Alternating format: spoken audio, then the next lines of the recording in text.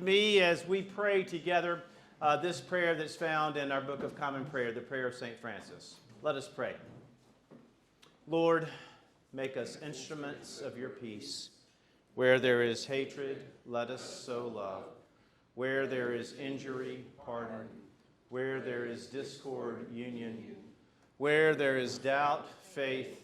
Where there is despair, hope. Where there is darkness, light. Where there is sadness, joy. Grant that we may not so much seek to be consoled as to console, to be understood as to understand, to be loved as to love. For it is in giving that we receive, it is in pardoning that we are pardoned, and it is in dying that we are born to eternal life. Amen. Well, good morning. It's good to see you all. Today, the topic for our forum, the Rector's Forum, is keeping the faith safely. I'll be honest with you and say that I wish that this is not a conversation that we had to have. But as I think all of us know, and at times are very keenly aware, we are living. We are and have been living in times that, in some ways, in terms of violence and in terms of gun violence, are different than what some of us experience and what some of us remember from a different part of our lives. And we are increasingly seeing more and more of those acts of violence and threats being carried out against places of worship. So it is a conversation that, even though I wish we didn't have to have, it's a conversation that's necessary for us to have, and we have reached a point where it has become necessary and I think important for us to take some steps to make sure that we can keep this holy, sacred space as safe as we can, while also trying to balance the competing demands with the need for safety, but also of being hospitable and a place that's welcoming and a place in which everyone who walks in here is made to feel welcome and made to feel as if they have a place. So I'm going to make some general comments and a few comments about the state of things right now, certainly not here at St. Peter's, but just across the United States, with regard to safety and security in churches. And let me begin with a disclaimer to say that what you're going to hear about, and some of the things that you are going to hear that we have been doing, that your vestry has been working on, and also a group of people who've been helping us to evaluate some of our need for security here. None of this is a result of any particular threat that we have had. Or any overt concerns that we've had about any particular individual, group, etc. This has just been something that has been on my mind since I became the rector of St. Peter's. It was something that was on my mind that I was very much aware of in the parish that I served before this, and I think it's part of what we need to be more aware of, and that we need to be taking some steps to be as deliberate as we can about making sure that this is a safe and secure place. So let me just throw a few things out at you, and then our senior warden, Alan Ivey, is going to say some things about the work of the vestry, and then I want to introduce a group of people who've been very diligent over the last several months in helping us to begin to think about how we're going to move forward. So as you may know, Many people think of churches or houses of worship, and when we talk about houses of worship, we're not just talking about Christian churches. I think that one of the things that I've become very much aware of, and that you have probably seen, if you drive down Ladue Road and you look over at Temple Israel, there's almost always law enforcement or security at the temple. They have unfortunately been in a situation for many years, as have many Jewish temples, to be very diligent because of the ongoing threats and concerns and the issues of violence that they have experienced. But many people think of that houses of worship as being a safe place where violence and emergencies are something they're just not going to happen or that cannot affect us. But what we have experienced, and hopefully what you have read about and unfortunately I've had to read about, is that the acts of violence in churches and in various houses of worship have become more and more common and very commonplace in some cases. We all, I think, experienced at some point or thought or felt like that when you came to church, you ought to have a sense of security. And especially depending upon where your church is located. But that has become less and less something that's sure and something that has become increasingly has created these feelings of uncertainty. One of the basic tenets of the church is that we are trying to welcome everybody. We talk about, we preach about, hopefully we show love, respect, concern for anyone and everyone who comes to this church. And I certainly know that that's part of what we in the Episcopal Diocese of Missouri, as a body of churches and a group of churches, are trying to hold up and to represent.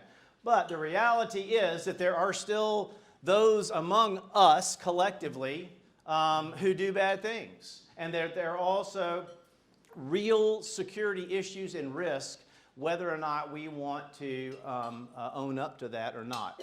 And the reality, the harsh reality, is that we now have to own up to that. We have to accept that and not allow ourselves to be lulled into a false sense of security that, because of where we're located, because of where the type of people that come to church here, because of this or that everything's going to be okay and that this is a safe and secure place.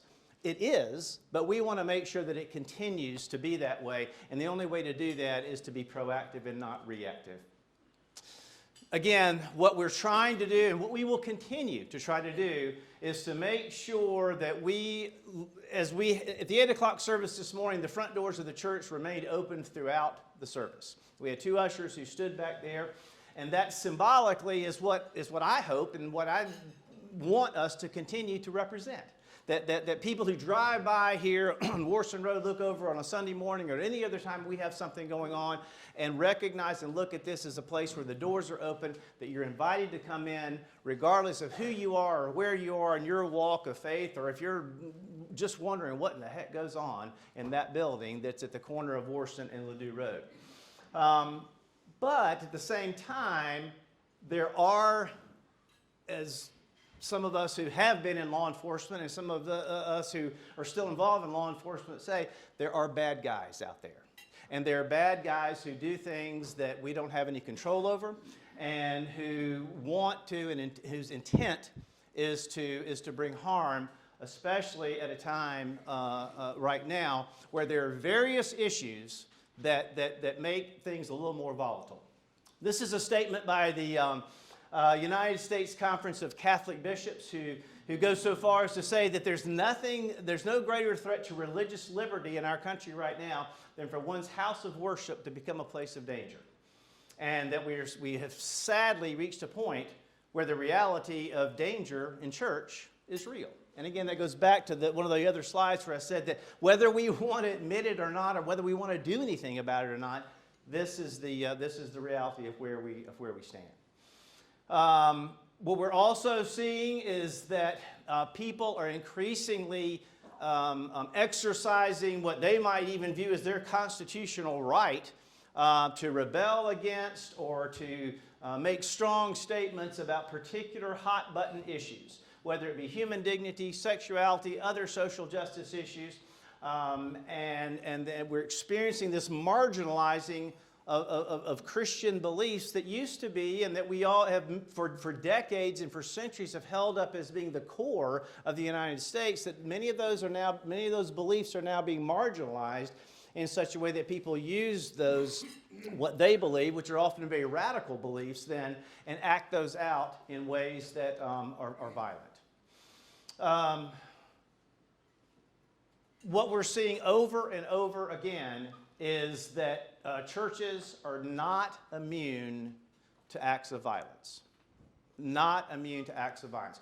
Again, we can no longer just assume that because we are a church and that because we say that we love everyone and that we follow Jesus and that everyone's welcome, that means that there are not going to be people who are going to come in and potentially wreak havoc and violence, and often, unfortunately, things that result in loss of life. In 2023, there were acts of hostility in almost every state in the country, including the District of Columbia. California, Texas had the most incidents. Places like Hawaii and Wyoming had none, but those were the only two exceptions in the year 2023. And it's not always clear why people are doing things, but what we know is that it's continuing to happen, and it's happening on a more frequent basis. This is a list of the fatal shootings. Actually, the slides got a little bit out of order. Here we go.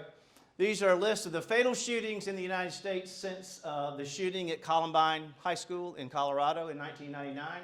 So as you can see, pretty much every year, and in a variety of churches, starts in 99, 2007, 2017, and then all the way up to, I'm not even sure, I think this is the most recent one, which was in Lakewood Church in Houston, Texas, the large mega church where the Joel Osteen, who's kind of all over everything all the time, his church, a woman went in with a 5-year-old child with an automatic weapon and began to shoot. And things are not just in churches, but at other religious sites. As I mentioned earlier, synagogues, temples, monasteries, a Sikh temple, and even at an Amish school. So, part of what got me even going more on this topic than I already have been for the last several years has been, and I think this happens to all of us, is when something hits home, that it really becomes even more pressing. Some of you may remember the shooting that occurred in a suburb of Birmingham, Alabama, Vestavia Hills, at St. Stephen's Episcopal Church, almost 2 years ago now.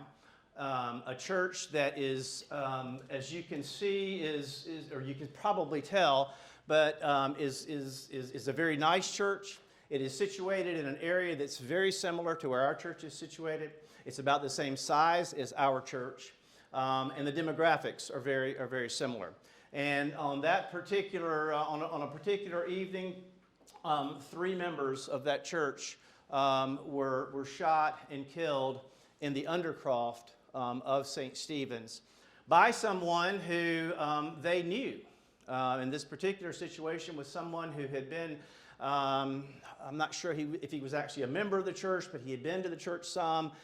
There was a group of what they called boomers who had a regular gathering, and this person had come in, was seated alone, and when they tried to engage with him and invited him to come and have a seat with the rest of the group, then he pulled out a gun and began to shoot. And these 3 very faithful and active members of that church were victims of that shooting. So I want you to see a little bit of the news that came out after that particular incident at St. Stephen's in Vestavia Hills.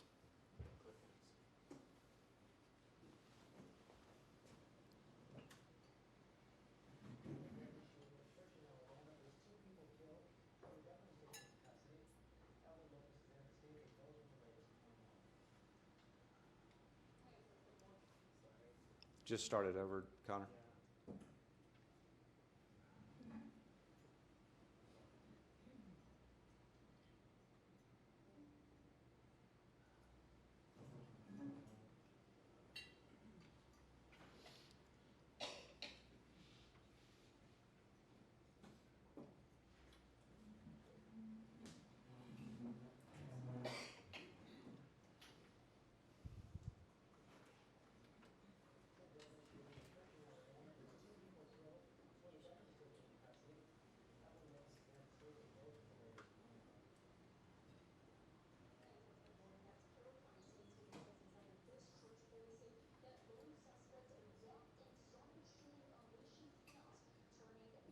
Okay, we'll just move on.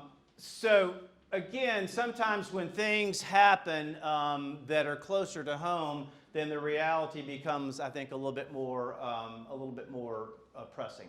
So one of the things that we know is that many churches tend to spend a lot more money on programs, personnel, buildings, etc., than we do in focusing on what does it mean or what is it going to involve to make sure that everyone who comes here is safe and secure. Odds are that we will never experience a direct threat or a serious threat in the same way that St. Stephen's Church in Alabama experienced, or that long list of churches that I went through that have experienced violence and acts of fatal violence since 1999. But, as this person points out, if we do face a serious threat, then the odds don't really matter very much. All right, so in this period of time that we live in where schools, businesses, and even in some cases churches are now faced with the reality of having to go into lockdown, how is it that we should prepare? What is it that we need to do and should do in order to be ready to respond to something that happens and to do everything that we can possibly do to prevent it? And I want to make sure that we all understand one thing. And Tim Rebele, who's here, and I'm going to introduce he and the others who work with his group in a minute, is very much aware of this as a former United States Secret Service special agent, that you can do everything, but then there are still things that happen. So what we want to do is make sure that we are doing everything that we can do, but recognizing that we will do all that we can do, but then we can only do so much. So some of the questions that typically come up are, so what does security look like in a church? You know, are we going to put bars on the windows and lock all the doors, all that? Those are the type of questions that come up. Who qualifies? Why should we even be doing this? What are the liabilities? And do we really need this? Do we really need a security team? Statistics are showing that that most churches now have at least some security measures in place. Some security measures in place. 4 out of 5 clergy who are in non-Roman Catholic clergy who were interviewed for this particular survey have at least some level of security now in place. Okay, so all of that then takes us to where we are today.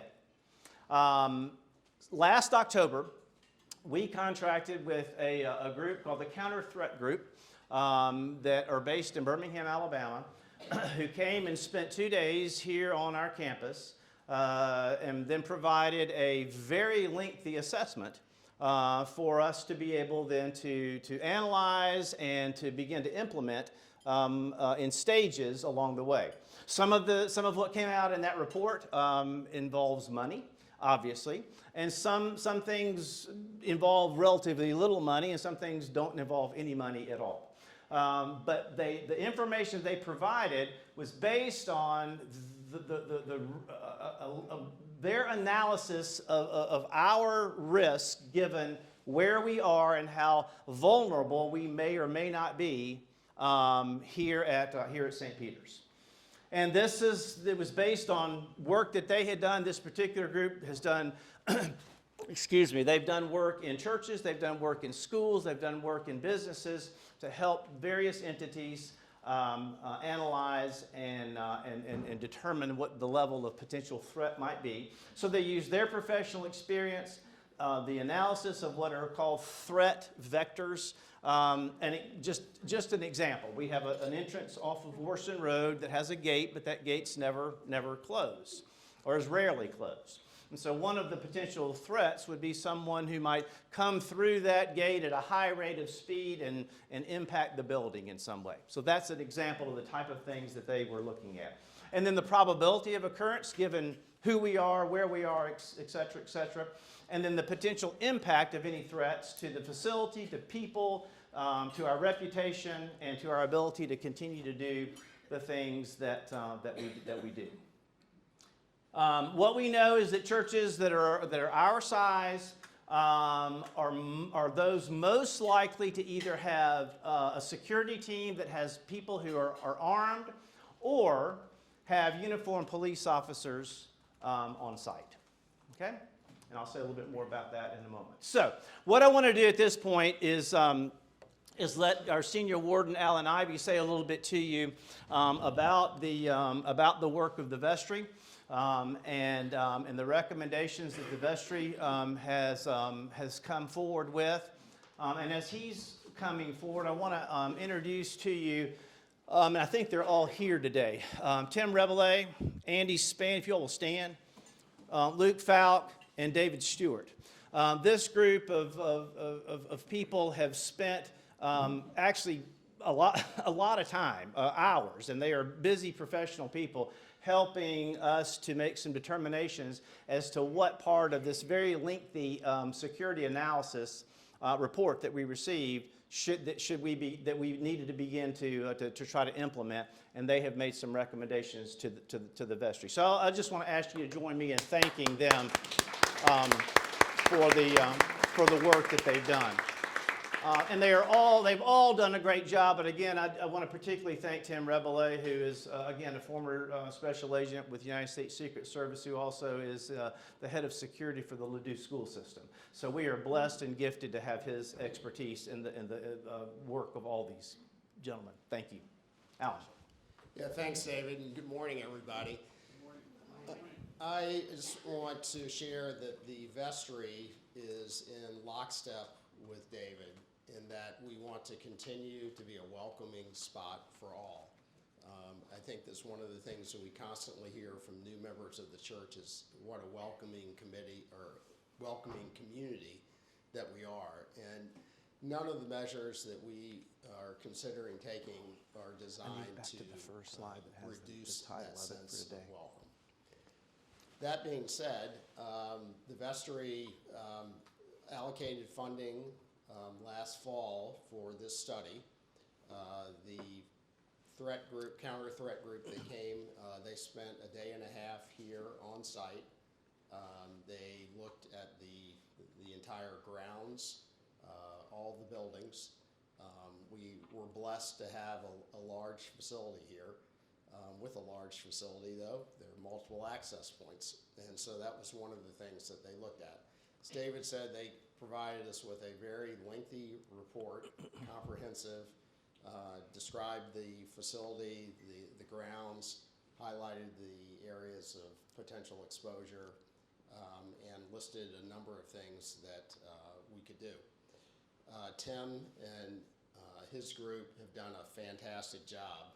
And again, I can't thank you all enough for the time that you spent and the speed with which you all have been able to analyze this data and come back with a set of recommendations.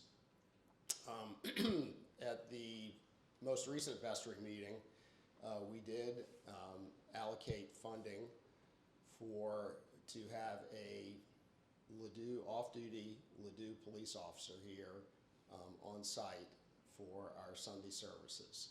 So that will be starting next week. That was the first recommendation that came from our committee. It's also one of the recommendations that was in the report. I think that we will be in line with several other churches in the Ladue area that have similar off-duty Ladue police officers on site on Sundays. Ladue Chapel, Annunciata, and Salem Methodist are currently utilizing Ladue police like we will be doing. We're hopeful that we'll have the same officer come on a repeated basis, so that officer will have a chance to get to know everyone. We'll know him or her by name, and we think that will be a great deterrent for anybody with malintent. So the vestry, again, we allocated the funding for that for the remainder of the year. Our committee will evaluate the effectiveness as time goes on, and I'm sure that this will come up again when we get to the budget planning for 2025. Tim, were you going to say anything about kind of the work of the committee and any of the other things that you all are looking at? Yes, please. Yeah. Hey, Tim. Hey, Tim.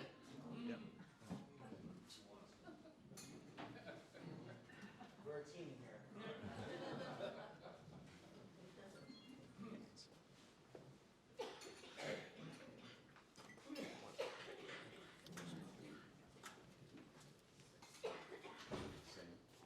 So, yeah, Tim Rabelais, Luke Falk, Andy Spahn, and Dave Stewart, if you haven't already gotten to know us. But, yeah, so we are looking at a long-term plan.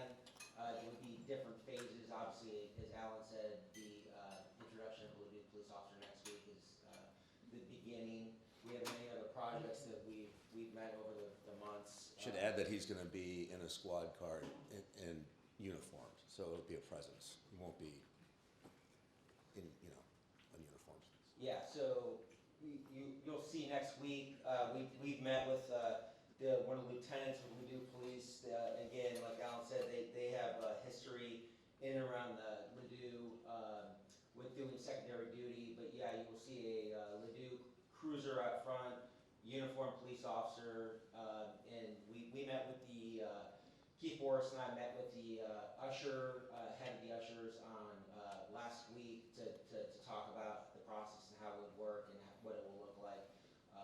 But they're professionals. I've worked with them my entire career in law enforcement, and as you guys know, if you've ever had any interaction with Ladue Police, they're nothing but the best. But anyway, we have long-term plans. Do you guys want to talk about any of the additional? Well, maybe like the next things we're going to do besides a police officer, like to tick off the top 3 things that we're going to do that are. Yeah, I'll turn. Dave.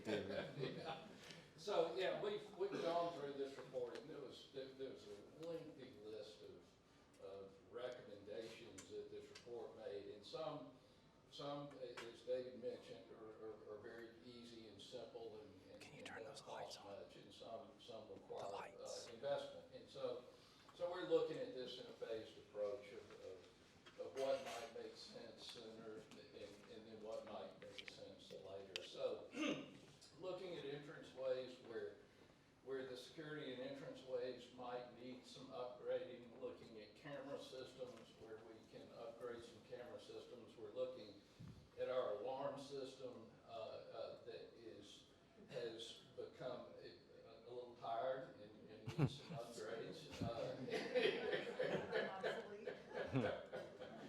So these that we'll look in a phased approach and make recommendations to the vestry accordingly. Some things are going to happen that won't cost any money. We're going to change how the ushers sort of perform their duties during the ceremony, be in different spots. That hasn't been rolled out yet, but that's simple things that we can do to be covering various doors during church service. And additionally, what doesn't cost money is I have training where I could train the staff on methods that I've taken with me throughout my career, but then I've also implemented in the Ladue School District to keep the kids safe. And I'll bring those here to St. Peter's to train the Sunday school teachers and other employees on the safety methodology of, if you've ever heard anything with school, there's different programs of Alice, I love you guys. What we use in Ladue, which I could train here, is called the 4 E's. It's educate, evacuate, engage, and evade. So basically, it's a way to keep yourself safe. Decision-making ability during a time of crisis to save not only yourself but also the children as well. So I use the quote all the time. I love the quote from Ben Franklin. It's failing to prepare is preparing to fail. So that's what we're doing as a group. We're preparing. Like David said, we may never be tested, but I don't want to sit back and hope that, based on sheer numbers, we're not tested. So I want to prepare this group. That's why we meet weekly, talk about things to make sure we're prepared here. So if something happens, we don't fail. So that's basically the underlying methodology. methodology that we're adherent to. I think it's also, I'd like to point out, it's just having Tim here has been a tremendous resource for us. It's really shined the light on what security in a modern facility or modern age like this is necessary, and how responsiveness is important. The Ladue Police Department has a responsiveness of less than 3 minutes. And having someone here in the event that anybody, even if they're just not quite right for the facility or for the congregation and represent some sort of unknown threat, having somebody here is just going to be a tremendous blessing for us. One that we probably will never realize, hopefully. So maybe we could just open it up to questions. Kathleen? I always have questions and comments. So I think about this all the time. I've been threatened in my own patient care, and I'm running services in St. Louis City for people coming out of jail and prison. I'm also a second-degree black belt in Taekwondo, and I study Krav. So what I would also ask is that we do formal de-escalation training.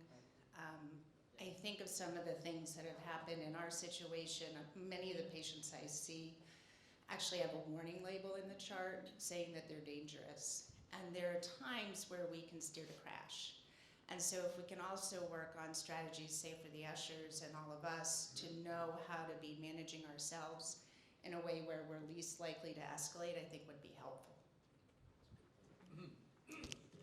Yeah, I think we've talked about there's a methodology, and it's in law enforcement and the military. If you ever heard of the sheepdog, the sheep, and the wolf, and obviously the wolf is the bad guy. The sheep are the people that need help defending, or they need to be defending. The sheepdog are what we're putting in place. So there's a program that not only covers that, but also basic medical needs, AED, CPR, any other incident that could come up. We're also looking to not only like an active shooter, but we'll put together what we call an EOP, emergency operations plan, which will cover everything from what if there's a tornado during service, what if there's an earthquake, what if there's a fire, any emergency that you could think of under the sun, we'll come up with a plan, put in place, document, and active shooter and intruder is just one piece of the overall plan.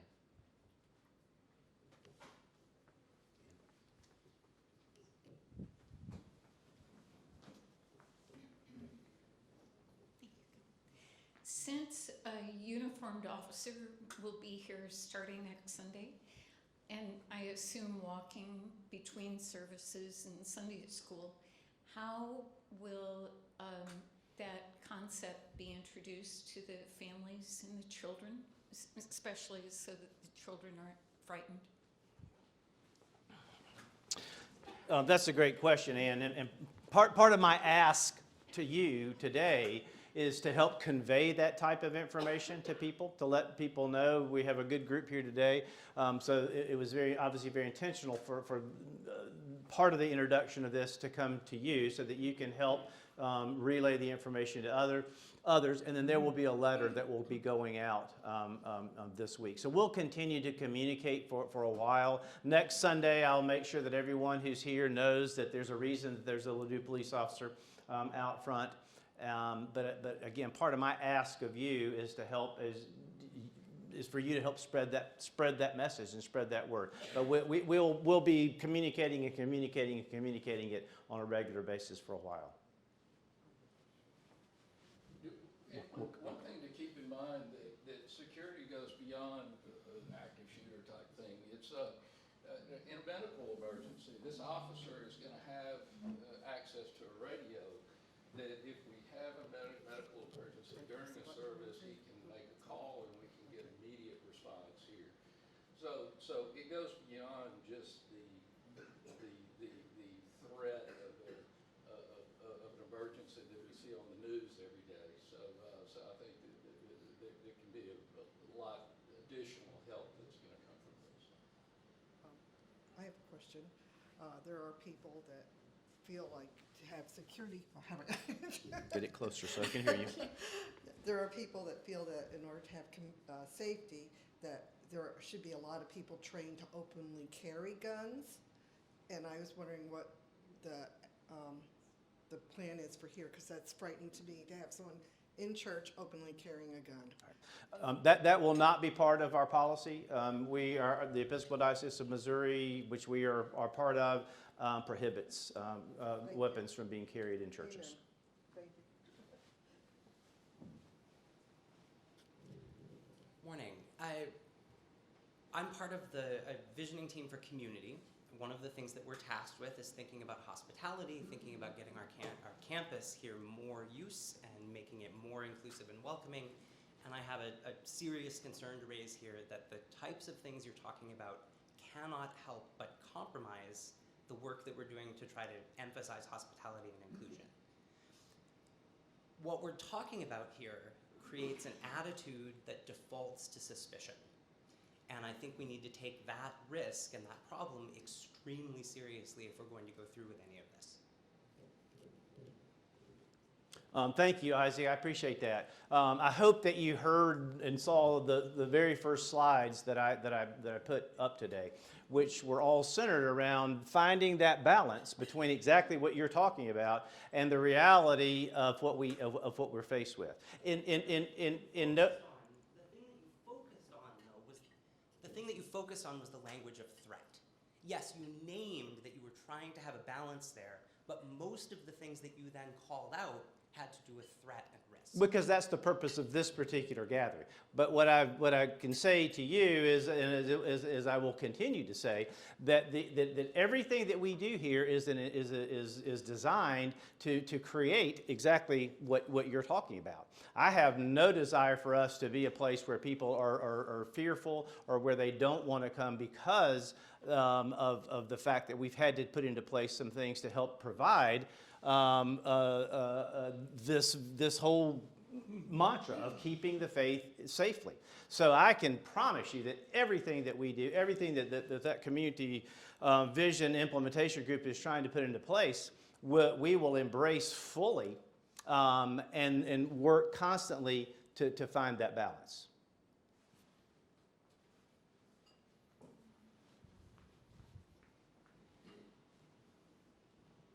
Are there any general rules for the congregation? Say we have a bad guy come in with a gun or something. Are there any rules that the congregation should follow? Or just stay where you are, or head for an exit, or I mean, anything that the congregation should do? Well, there's no. So mass violence has been occurred. The first actual school mass violence attack actually occurred in 1774. So everybody talks about, hey, this is a recent thing since 1999. It's not. It's been going on for 250 years in this country and continues to go on. And I've seen it in 25 years in federal law enforcement where I've traveled the world to protect the highest leader in this country. As it relates locally, and to answer your question, is we all react to a stressful situation based on our training. And what we will do is train you to make that decision. Because there's not just one answer. The old methodology was cover and hide. What we've learned that actually is not a good idea based on certain circumstances. So what I talked about with the 4 E's, which I could, with the approval of David and the vestry, have a meeting like this and train parishioners on how to act in situations to either evade, escape, or engage an attacker. Because based on statistics, over the course of 250 years, it's proven, based on those decisions, it saved lives. And to answer your question in the back, 25 years in law enforcement and local and federal, and I work with Ladue Police. Part of policing in 2024 is community policing, and they engage with the community to be inclusive and interactive. I work hand in hand. I've hired 2 school resource officers for the Ladue School District, which I have 3 kids in the district. I wouldn't have hired those officers if they didn't have the personality and the traits to interact with the kids. So I can guarantee you we're going to have a great interaction and quality product within the Ladue Police Department to interact not only with everybody here, everybody upstairs, but our children as well, to look at law enforcement as a role model. I'm an example of seeing a law enforcement officer at a young age and choosing a career path, devoting my life to protecting others. So we could get that with Ladue Police here, and we're very fortunate to have a quite professional department to work with, and I'm confident that they'll, listen to everybody's needs and, set an example and also keep us safe.